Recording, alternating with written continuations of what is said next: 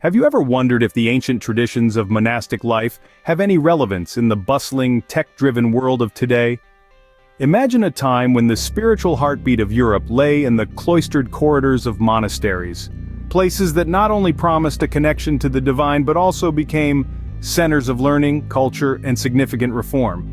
In the medieval period, monasticism, the life dedicated to spiritual work and seclusion, faced numerous challenges. Norsemen and Hungarians attacked monasteries, and within these spiritual walls, corruption and abuses started to fester. The need for reform became urgent and undeniable. The first remarkable figure in this narrative of renewal was Hildegard of Bingen. Despite prevailing corruption, Hildegard and her contemporaries sought to bring about a change, though their efforts were often hindered by the very institutions they sought to purify. Enter the Cluniac Reform, a movement initiated by Duke William III of Aquitaine. He chose Brno to lead this reform, which aimed to revitalize monastic life by stressing adherence to the rule of Benedict. This rule emphasized community life, liturgical prayer, and manual labor. Brno's vision was clear. Monasteries should operate free from secular interference, focusing solely on spiritual pursuits.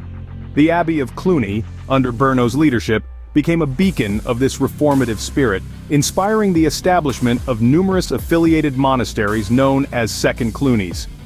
These monks dedicated extensive hours to the divine office, embracing a life of prayer and worship that was meant to set a standard for monastic life across Europe. The influence of the Cluniac monks wasn't confined to spiritual matters alone. They became a force for broader ecclesiastical reform, combating practices like simony, promoting clerical celibacy, and reinforcing obedience to papal authority.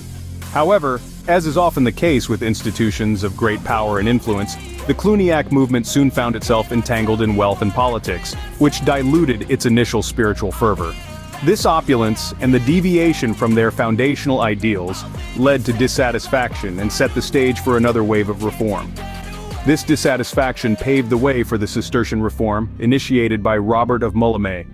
The movement was later advanced by Bernard of Clairvaux, a figure known for his deep spirituality and eloquence. Bernard's influence extended beyond the Cistercian order, impacting broader ecclesiastical and societal dynamics. These monastic reform movements, from Cluny to the Cistercians, played a pivotal role in shaping medieval Christianity. They were not merely about changing the way monasteries operated, but were about influencing the very fabric of medieval society, steering it towards a greater alignment with Christian values and teachings. In conclusion, the monastic reforms of the medieval period stand as a testament to the enduring impact of spiritual renewal and organizational change.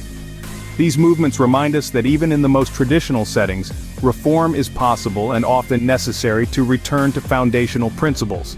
The echoes of these reforms continue to resonate, reminding us that, in any era, renewal and reformation can lead to profound societal and spiritual rejuvenation.